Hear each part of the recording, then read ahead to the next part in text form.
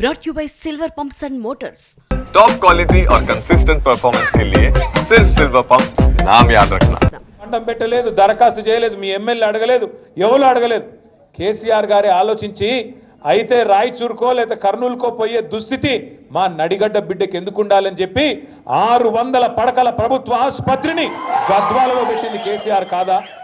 గద్వాలను జిల్లా కేంద్రం చేసి మీరు మహబూబ్నగర్కు పోయే అవస్థ తప్పించి ఓ కలెక్టర్ను కలవాలనంటే ఓ జిల్లా అధికారిని కలవాలనంటే యాడ్నో 100 కిలోమీటర్ల అవతల మహబూబ్నగర్కు పోయేదేంది?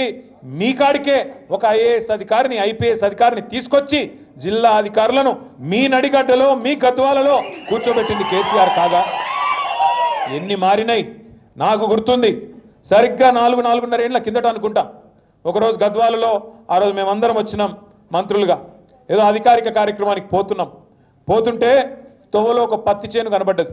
వ్యవసాయ మంత్రిగా ఆనాడు పెద్దలు ఎక్కడ ఏ మండలం అది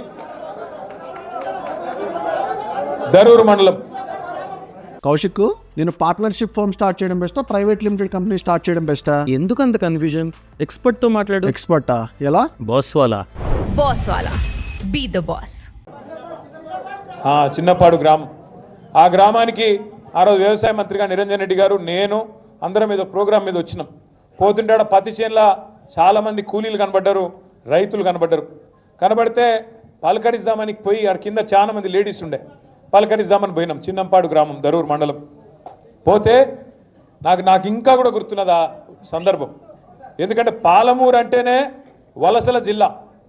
పాలమూరు అంటేనే ప్రతి సంవత్సరం బతుకుదెరువు లేక, నీళ్లు లేక, కష్టపడే మనుషులున్నా, నీళ్ళిచ్చే సంస్కారం ఉన్న ప్రభుత్వాలు లేక, పట్టించుకునే నాయకులు లేక వలసలు పోయిన జిల్లా, వెతలుబడ్డ జిల్లా పాలమూరు. సంవత్సరానికి 14 లక్షల మంది బతుకుదెరువు కోసం వలసపోయిన జిల్లా పాలమూరు. అట్లాంటి వలసల జిల్లాలో మేము ఆడపోయి ఆ రైతు కూలీలందరి దగ్గర పోయి అమ్మ బాగున్నారా అని పలకరిస్తుంది. బాగున్నామా నాన్ని, ఎక్కడ ఏ ఊరమ్మా మీది అంటే నేను అనుకున్నా అయితే అలంపూర్ తాలూకోలో అయింటారు, లేకపోతే గద్వాల తాలూకోలో అయింటారు అనుకున్నా.